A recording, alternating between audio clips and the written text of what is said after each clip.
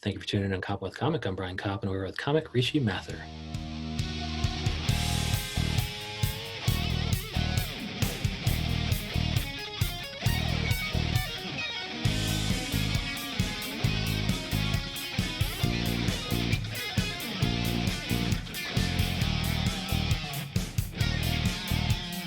Rishi Mathur, how the hell are you? Hey man, how's it going? I'm good. Oh, good. Thank you so much for coming on because you're just a busy dude, man. You're keeping us laughing. You're King Mathur23 on Instagram. Are you on Twitter? Is that as well or no? So I am on Twitter, but I don't really do much. I'm going to shift that over in the next year. So on Twitter, I'm at the Rishi Mathur. Yes. So I'm going to try to consolidate all those to have one cohesion thought of a username, but right now it's all scattered. Dude, on the Twitter, it's hilarious. It started as early as 2013, but it's still hilarious. That says, I hope Rite Aid is hiring again. Yeah, it's the last time I used it. Dude, God bless dude. God bless Rite Aid, dude. It's like you go to CVS or a bodega, everything's like, 25% above sticker price. You go to Rite Aid, it's like 25% below, and then you get to the register and you find out it's like 50% below. Like Rite Aid is God. Yo, Rite Aid is the best place to go to get anything. Like everything and anything I go, if there's a CVS, I'm like, I'm not that corporate. I'm more like startup. Let me go Rite Aid. Even though Rite Aid is as corporate as CVS, it just feels like a startup. Dude, I was so worried because I think, I'm from Illinois where Walgreens Where in is Illinois? based. I'm from Chicagoland. I live in Chicago a lot, but I'm currently in Astoria, Queens, of course. But, Deerfield, Illinois, Chicago suburb is where Walgreens is. So Walgreens is king. We don't have Rite Aids out there at all. But then Walgreens bought a lot of the Rite Aids, and I was like, oh, fuck. They're going to jack up the prices, but they didn't. So I was so fucking happy. So two things. One, I was born in Downers Grove. Grew up a little bit of my life in Naperville. Yes. Oh, I fucking love Naperville, dude. Downtown Naperville is so cute and idyllic. Yeah, I used to hang out at near Neuqua Valley or one of those high schools. That was a pimp. Exactly. Yeah. Exactly right. Yeah, there was a Caribou there. Yeah, so I'm from Joliet, but I used to live in Chicago's Lakeview neighborhood. But yeah, tell us before we move on, like tell me about Guilty Conscience Podcast. What are you doing on that? Yeah, so basically, I don't know if you heard of my co-host. His name is Alex Payne. So basically, he's a comic in New York as well. Oh, cool. So basically, we teamed up together and decided to create this podcast that was basically kind of philosophical. But the idea of the whole podcast is we come on, and we're actually now starting to introduce guests. But basically, the idea is you come on with a guilty conscious thought, or we talk about our guilty thought that day, and basically break it down as to like what we believe is the right source of going forward. Like, why do we feel guilty for thinking about these things? Yeah. Basically, we kind of want to explore our guilty minds a little bit more because everyone has one and then we feel ashamed of it. It's like, why? Why do we feel so ashamed of these thoughts that everyone else is having? It doesn't make any fucking sense. They're your thoughts. You can't be ashamed of who you are, how you think, just because other people tell you it's wrong. Yeah, feeling guilty is about the worst thing that you could do. So it's so nice because sometimes it's like, well, I feel guilty because society makes me feel guilty. And so you can explore those things like, should I even feel guilty about this? Or, if I do, should I go try to resolve it somehow?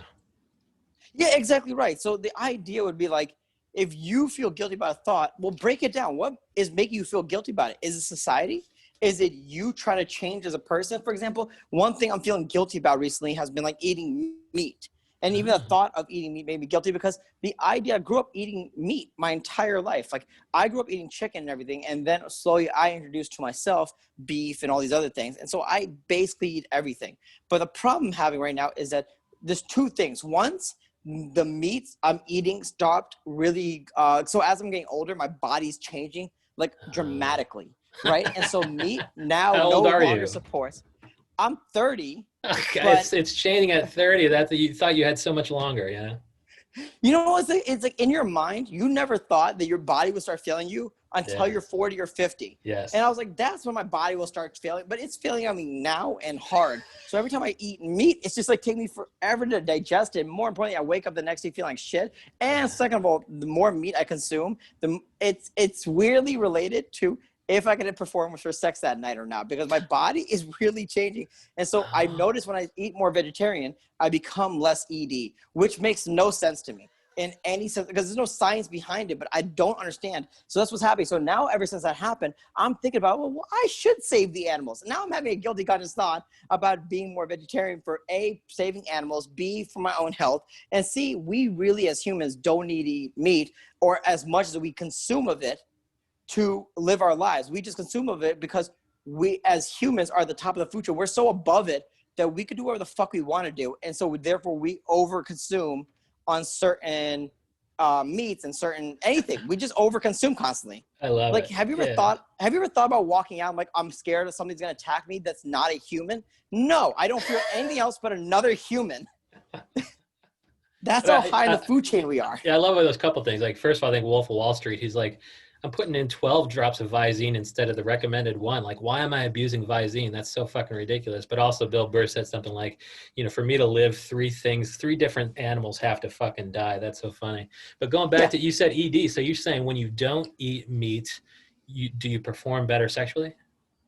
I don't want to go all out of that thing. I think I perform quite well, with or without it. Okay. Because I thought you referenced ED. Did I hear that wrong? Yeah, you heard it correctly. Okay. I mean, performance. Most of it's done by my mouth these days. I think that's where my sex life lives right now. Okay. So without it, I would say it. Here's the difference. Without it, I'm able to at least perform. I want to say better or worse or whatever. If I could perform when I'm eating meat or not, it'll be fine. It'll be basically the same. I'm good. Okay. But when I don't eat meat, I'm allowed to perform more than not. Does that make sense? Like I'll at least get hard. Sure. Yeah. Oh my gosh. Yeah. That would make, and it's just like me with drinking. Like recently, I'm 42.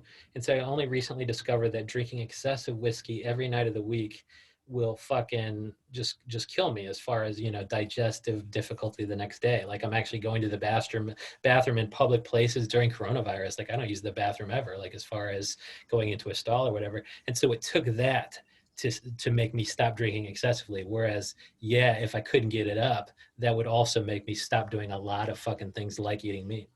Right, because it's like I'm 30. I have a whole life ahead of me of trying to fuck. I could just eat meat slowly and over the course of my life. I don't need to have it all right now. And there's something that reminded me of me as a human, which was a Patrice O'Neill quote that I loved a lot. Basically, Patrice said that most of my sex revolves around me eating her out and doing stuff with my fingers and stuff like that. And then when I stick my dick in, that's her break from me. And I feel like that was kind of what I was. But the problem with this is that when I'm with my girl or whatever, it's like there's not even that break for her. So like I have to do everything with my mouth and hands, and then she gets. So here's a weird thing I didn't understand about girls is that when a guy gets off, he's just satisfied, and the girl bitches and moans. But sometimes now what I'm learning is when the girl gets off, but you don't get off because you can't perform or whatever it may be. It's just they take offense to that too, because I think girls in nature are pleasers and givers for some degree. Because I've noticed with a few girls that did this, which is like if you can't perform, and I have friends who were like have the same boat where it's like when they weren't able to perform, their girls got mad at them for not being able to perform. And like I also understand like sometimes it's like when I perform and then I don't come because my dick's just because sometimes my dick just goes in overdrive. It gets so hard that it just doesn't stop being hard. Wow. It's like we're not in sync at all, me and my dick. It's just like it does what it wants to at this point.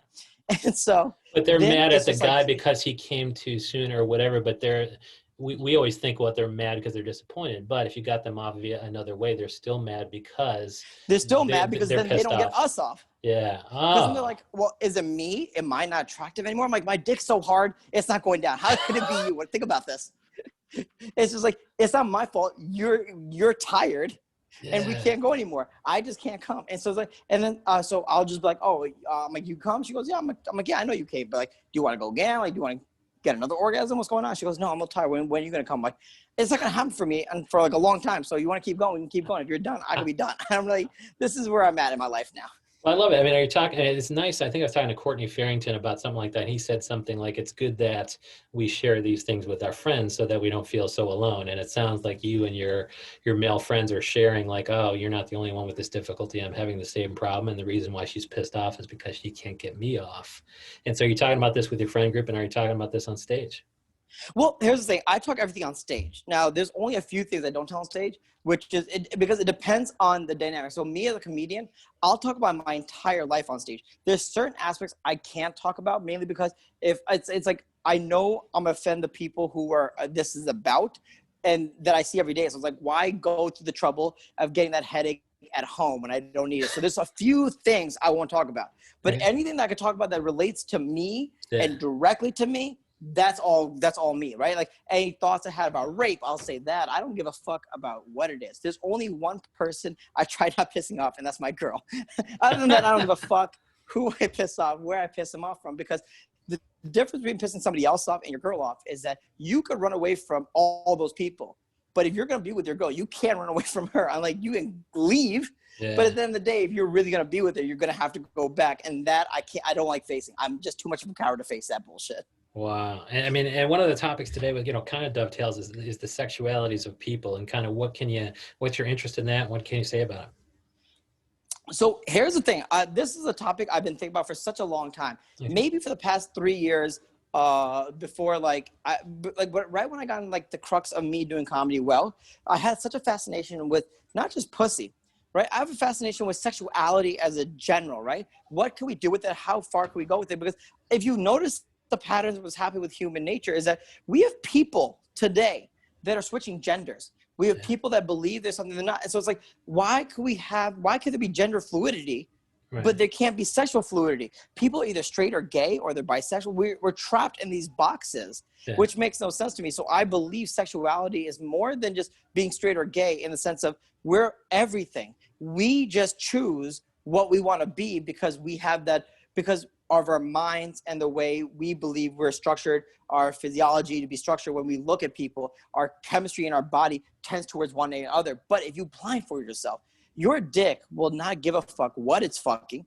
as long as there's a hole that goes into. Yeah. So But I mean, it's totally a spectrum, that. Gender and sexuality being spectrums, and the fact that, our parents forced us into one thing, society forced us, into another thing. But at some point you have to figure out, okay, yeah, that's what I was taught to like. What actually gets my dick hard? And in certain situations, it might just be a hole. And in certain other situations, you're like, nah, man. If that hole is attached to a hairy ass dude, I'm actually pretty repulsed by it. But what if it's a dude who's not hairy? Will you still be repulsed? Well, yeah, I'm a little bit like I think I'm a little bit trans in that. Like I'd love, like if I could snap my fingers, I would just fucking like I'd lose 150 pounds right now. I'd go on male to female hormones, but I'd still be with chicks. I'd be a trans female lesbian who dresses as a male. Like absolutely. Dude. Like but it's not a shopping list. Like I feel bad. Like I talk about this with my trans guests. And I feel bad. I'm like, can I even talk about this if I'm not ready to put my money where my mouth is? But oh yeah, absolutely, man. And one of the reasons why I don't want to get with dudes is because they repulse me to the point where my own body is fairly repulsive. So it's kind of the same thing, me wanting the fat distribution of a woman. Like that's fucking one of the reasons I fucking hate the male body, and that's why I don't want to get with one, especially if there's a trans woman or something like that. If it's a hole, like she looks like a woman and she just happens to have a dick near that hole, like would I fuck the hole? I don't know, probably, But it's like comes a question, right? Yeah, go ahead. Oh, go for it. No, I was just gonna say that comes a question. I think the biggest thing for you is that you just reflect a male's body to your male body, and so it becomes like the insecurity and like also the hatred for one's own body. Because like I could understand that completely. Like you may get like look at your body like I don't like what I have, but it's fine, it's mine. But I'm not gonna go out and seek and even do this. Like for me, I don't have gay sex for one reason because I had it before, and it kind of threw me off of having gay sex after that point. But you're saying you had gay sex once, but it turned you off. Yeah, because there's a problem. Like, it wasn't really gay sex all the way. It was to a point where it was just oral gay sex, where the guy gave me head, but it was so hard that my dick got scared of doing anything else. Like, my dick got scared. Like, this is all what gay sex is like. It's fucking rough. And I'm like, my dick is not ready to handle that. First of all, I'm not circumcised, so I'm more sensitive. If you got too hard though. So actually, it actually worked, but it was working too well. Well, no, I didn't get too hard. He sucked it too hard. You know what I'm saying? It was kind of like you're getting a spaghetti through a straw. Yeah, I mean, every dick is different though, man. Some people are super sensitive and they don't need much pressure, and other people, like, I told a girl once, like, she was doing this fucking, like, she was just barely mouthing the fucking thing. I was like, you can do that. I don't mind having you down there for 3 hours, but if you want to get done anytime soon, you better put some more pressure. And I'm circumcised, and so it kind of depends on the dick. But yeah, like, that takes communication with that dude. But that turned you off though. It turned me off completely from the idea. And I was 22 at the time. Okay. So 22, 23 at the time. So the thing is, now that we progress forward in life, that I understand that maybe I'm not completely off it because my brain is starting to think wired differently. Not because it happened when I was having sex with this prostitute a while back. And she just did not do it for me sexually. Like I got repulsed even just being next to her. For some reason, this prostitute was an oldie prostitute I didn't like sleeping with. It just like, it repulsed me, not by looks. It was like, look, smell. It was like, there's a combination of everything that happened that night.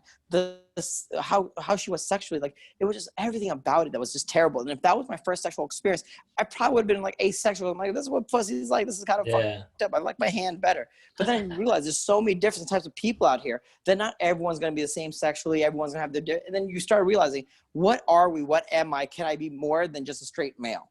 Right. Can I be more in the spectrum of like, if I go to a bar, can I hit on every girl, get rejected? And then like, you know what? Fuck it. This dude right next to me, he's hitting on me. Let's go, man. We're going home.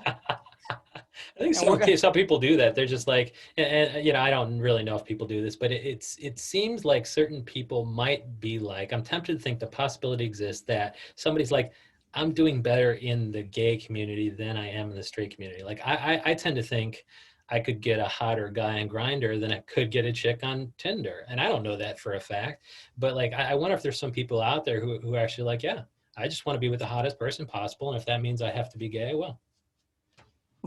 It must be I gotta be gay. Oh yeah, meaning it's a very small percentage, but I wonder if any of those dudes, you know, even on, you know, like, dudes who are just trying to get their dick wet all the time, and so they're on both Grindr and Tinder, even though they happen to be more attracted to one over the other. And I suppose I'm just defining bisexuality or whatever, but I wonder if there is just a germ of what you said was, yeah, could I get hotter if I went gay? And some of those thoughts, it's like, is there people out there who do that?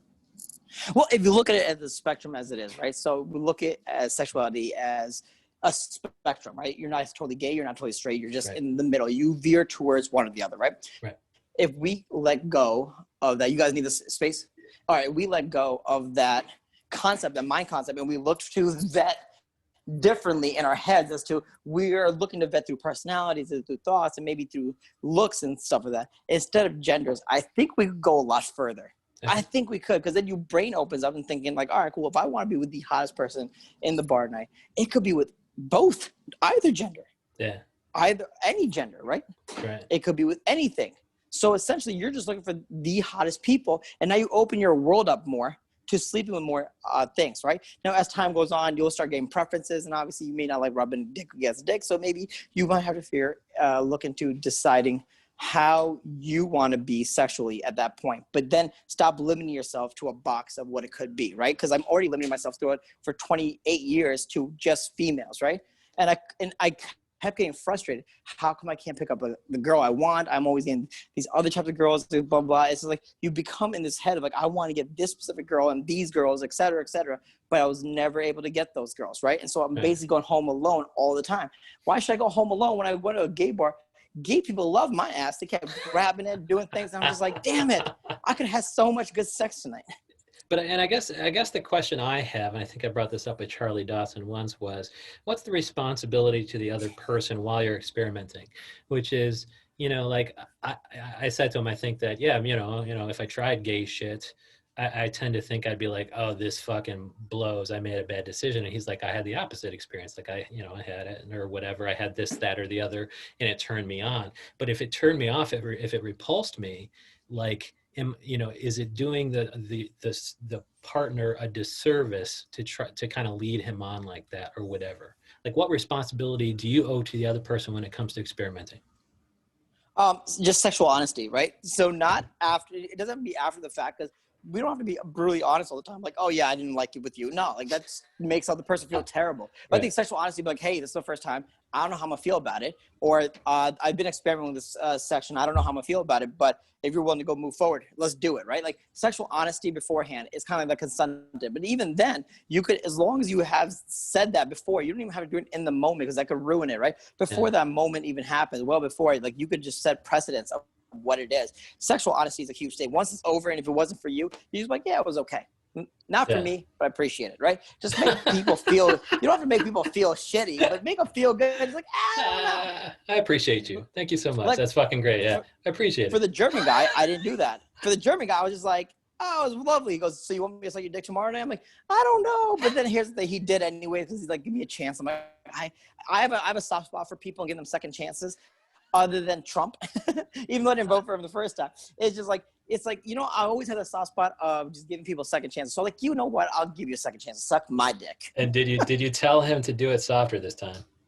Yes, I did, but it wasn't any more softer. It was like he's a German guy with a very strong jawline. Like I can't fault him on being more masculine than me, I can't can't dial that fault him for down. I that. can't do it any more gently. I cannot. Yeah, I'm too it's manly. I'm just too like, German. That's fucking hilarious. I love that. But for me, the more interesting thing about me is that like I haven't had sex for decades, and one of the reasons why is because like it's too close. Like for me, like I have OCD, and I'm just a little bit weird, and like the sex has been so consequential for so long in terms of, you know, getting somebody pregnant, getting a disease, and the bigger one is getting into a relationship. You know, some people catch feelings from sex such that a relationship follows, and like so that means I haven't been in a relationship in decades. And so for me, it's more, it's probably, you know, aromantic or asexual or whatever the fuck it is, even though, you know, I'm jerking off to porn constantly. It's just too fucking close to me. And if I gave a shit about it, like if I worried like you do about, you know, going home alone or whatever, like I'd go to a therapist, but fuck it, I don't care. I'm enjoying my life. I'm talking to Rishi Mathur here, you know? I'm winning. I'm winning at life. you know what? And that's a great way to look at it because, to be honest, I do believe you are winning in life when you do talk to me. That's a fact. Like, anyone that's spoken to me has won in life. That's why I work closely with certain people. No, Yeah. but I think you're right, though, right? I think what does sex mean to you? I think that's the greatest thing to define. Is like, what does sex mean to me? Because I can tell you this: sex between me and my girl are two different things. What she believes and what I believe are two different things. I Wow. think if you're making out with somebody, that's a little bit more intimate than just fucking somebody. Because in my head, after all the porn I watched, nobody made out with anybody in that unless it was a sexually making out and they're spitting each other's mouths and shit like that, right? That's different. But if you're like intimately making out with somebody, that to me means a lot more than you just fucking a dude. Because you could just fuck a dude and it mean nothing. But if you make out with somebody, it could mean nothing, but there's always that realization for a girl's standpoint when she makes out with somebody. She wants magic and fireworks and things to happen. They're just not making out for the sake of making out. And Yeah. I understand that from a lot of girls I've spoken to. Not this doesn't go for every girl, but what does sex mean to you? So sex to me means not as heavy. It's not a heavy thing. It's just something to do, right? And Right. if could I catch feelings from it? No, I don't really catch feelings from sex. I catch feelings from just speaking to a girl more than I will from just the sex. Like I said to all Wow. these prostitutes, I never once fell in love with them, but I had dates with all these girls that I fell in love with because of conversation. And I think wittiness makes me fall in love with girls more than anything else. Wow. You could be a mediocre looking girl and be so goddamn funny, and Yeah. now I'm in love with you. That's it. I can't not be in love with you. Watch out, All right, comedy like scene. Kristen Wiig. Watch out. Yeah, if you're doing a show, I see you got shows coming up, or at least you had a show recent with Katie Nichols, and so you know she probably, you know, you've probably fell in love with her because she was so funny. That's the thing. So that's a rule of mine. Never have sex with a comic after the other times I had sex with one. I've had sex with one comic and I'm like, all right, cool. But after that, it's just like never again because they're comics in nature are too self-absorbed and we're a little fucked up more than anything else. We're just a little fucked up. I love So it though. You it try becomes everything once though. I love it. You're like, I tried this once, and I'll never do it. I'll never do it again. right because I realize comics are just like me in nature. It's like we're no different from one another. So we're all a little fucked up. As human race, we're all a little fucked up. But every section, like finance bros have their fucked upness. You know, the whole rape thing and all that stuff, and that's culture sometimes. But comics are different in that sense, right? So therefore, like it's like and also I don't want to fuck in the industry I'm going into because I've heard so many stories about how comics have fucked other comics, and then some comics became writers on shows, and then that comic who they fucked earlier that they had a bad day with or something happened, they just were like they were asked like as references, hey, what do you think about this person? I know you were close to them. They go, nah, fuck that person. So people's careers and shit were shot short for that specific area just because they fucked another comic or just because something bad when there's bad blood or something like that. So I was I like, all fucking right, well, love it. It's a career decision. Yeah. So I mean, when can we expect the you know, how often does Guilty Conscience drop, and what's the next episode about? Of course, it's yeah. going to be So about, you know, Guilty Conscience, but I guess you're about to start adding guests. So who do you have in mind? So here's the thing: we had so we are kind of like recording a bunch. So every week we record, and we release once a week. But the problem with our thing is we're a lot ahead. So our next episode, I can't. We recorded about 2 weeks ago, but it's gonna be releasing next Thursday. We just released one this Thursday. Okay. That was about Joke Thief. About we've heard comics in our own area and stuff like that. Take other people's stuff, and we talked about Ah, how like parallel thinking is happening and yep.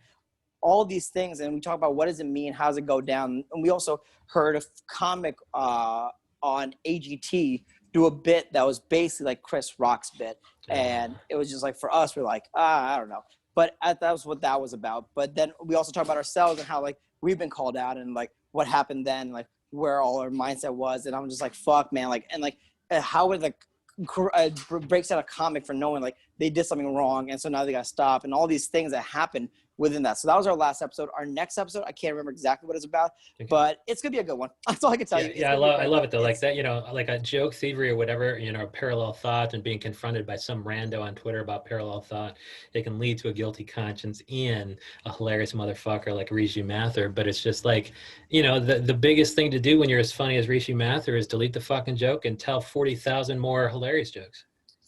That's exactly right. So it also is like, how fast do you get rid of that bit? And how fast do you turn around? Because like sometimes, like I'll give you an example. Like, and this also was talking on the podcast. Like I told a joke. I spent time crafting it, did stuff. Like I spent like an entire month just focused on this one fucking joke just to get it down. I kept telling it every day, friends, family, on stage, off stage, just every fucking where, because I couldn't get the beats down right. Finally, I got it, and then I finally got it to say it on Boston. It went really well. Kept saying it. And then all of a sudden somebody's like, yo, you're a thief. And I'm like, what? And they go, you told that joke from Godfrey. I'm like, oh, son of a bitch. And so I'm like, no way. And then I listen, and then I'm like, fuck, but this is my best joke. Was it the same? And I mean, meaning it was just parallel thought, but it's like because Godfrey's so famous and he might have done it sooner. Like I can't even tell my own personal story anymore.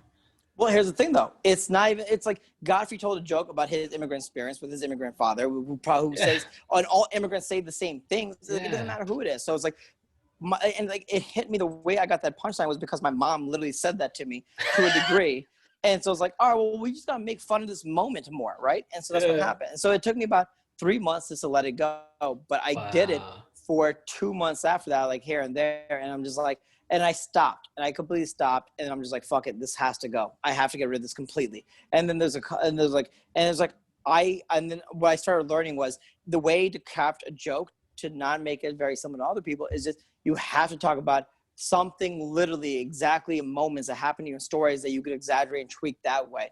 Because otherwise, if I'm telling these generic immigrant jokes and stuff like that, then dude, Godfrey is one of the best comics in the game who's probably done every immigrant dad joke, probably because he's so much there. Yeah. And so it's like, and I'm in my mind, I shouldn't even be thinking that way because my mind works differently in the sense of like, I don't even give a fuck about talking about an immigrant experience. I just know people liked it. So I did it. Nice. Now I'm thinking about talking my jokes and talking about like why the word faggot is such a poor use of the word faggot. Why, why it's such a fun word to say. And we made it such a terrible word. It's like, it's so unfair to the gay community to suffer through it. A great word that means such terrible things towards them because of their past and what we did with them. It's like so ridiculously stupid. And I was like, white people really fucked up when taking great words and giving bad connotations to it. Because it's like, if you want to give a bad connotation, do it with a word that fucking sucks to begin with, like dial. Yeah, dial do it with the shit. Sucks as a word. I fucking love that. Like, yeah, Rishi Mathur is better than first of all, you can point out that it's not parallel thought by the comedian, it's parallel thought by the fucking immigrant mothers. It's like immigrant mothers get new material, man.